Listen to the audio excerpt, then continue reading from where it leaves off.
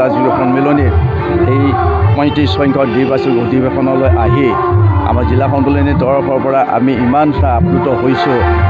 এই সন্মিলনী মুকলি সভাত আমাৰ মানুহেৰে পৰিপূৰ্ণ হৈছে সুন্দৰভাৱে। তেওঁলোকে যে জিলাৰ নিৰ্দেশ সুন্দৰভাৱে পালন কৰিছে, এই জিলাৰ নিৰ্দেশক তেওঁলোকে সন্মান জনোৱাৰ কাৰণে তেখেতসকললৈ আমি বিশেষভাৱে আদৰণি জনাইছোঁ। বিশেষকৈ আমাৰ মতা মানুহতকৈ মহিলাৰ সংখ্যা ইয়াত আজি বেছি হৈছে আৰু মহিলাসকলে নিজৰ যি স্বজাতীয় সাজপাৰ পিন্ধি আজি সভাত আসন গ্ৰহণ কৰাৰ কাৰণে আজি সভাখনে শস্য বৃদ্ধি কৰিছে। আমাৰ জিলা সন্মিলনীৰ বিভিন্ন লক্ষ্য আছিল যে আমাৰ প্ৰধান লক্ষ্য হ'ল এছটিকৰণ।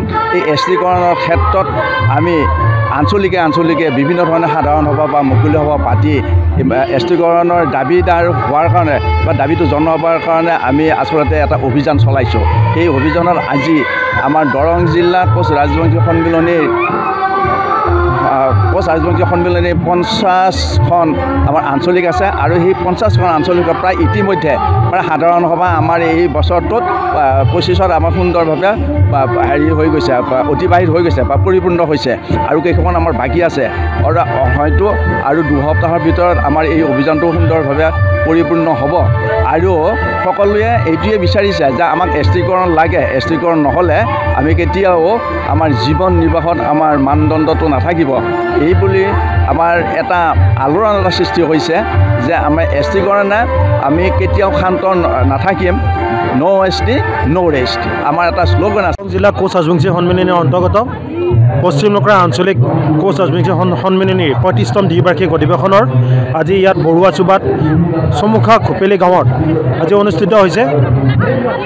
এক সুন্দৰ পৰিৱেশত প্ৰথমতে পৰিৱেশ নিকাকৰণ কামৰ মাজেৰে আৰম্ভণি কৰি বিভিন্ন কাৰ্যসূচীৰে আজিৰ এক বৰ্ণাঢ্য কাৰ্যসূচীৰে আমাৰ এই অনুষ্ঠান চলি আছে। এতিয়ালৈ আমাৰ সন্ধিয়াও সাংস্কৃতিক অনুষ্ঠান আছে, বিভিন্ন বাহিৰৰ পৰা শিল্পী আহিব সাংস্কৃতিক অনুষ্ঠানত। লগতে এতিয়া মুকলি মিটিং আমাৰ চলিয়ে আছে।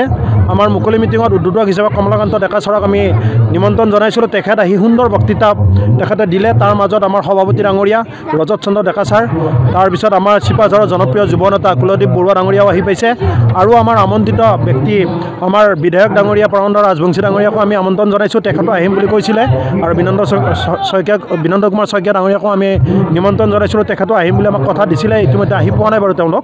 যিয়ে নহওক, আমাৰ এক সুন্দৰ বাতাবৰণৰ মাজত জনগোষ্ঠীয় যি পৰম্পৰা অটুট ৰাখি আজি এই অনুষ্ঠানখন আৰম্ভ হৈছিল আৰু আপোনালোকে দেখিছে আমাৰ যিখিনি জনগোষ্ঠীয় সমাহাৰ ইয়াত হ'ব লাগে আপোনালোকে নিশ্চয় অৱগত হ'ব, অসমবাসীয়ে দেখিব।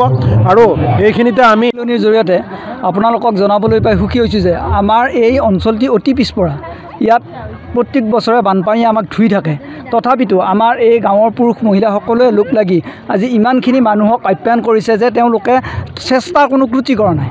এই চেষ্টাৰ জৰিয়তে আমি গোটেই অসমবাসীকে জনাব বিচাৰোঁ যে আমিও তেওঁলোকৰ মাজত আছোঁ আৰু আমি এনেকুৱা এখন সমাজ আমিও এতিয়া চলাই নিব পাৰোঁ।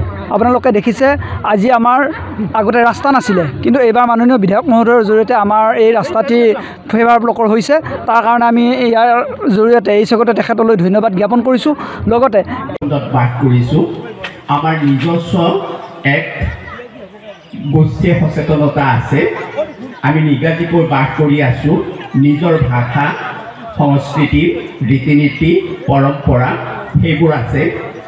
বেশভূষা, খাদ্য অভ্যাস এই সকলোবিলাক নিজস্ব ধৰণৰ।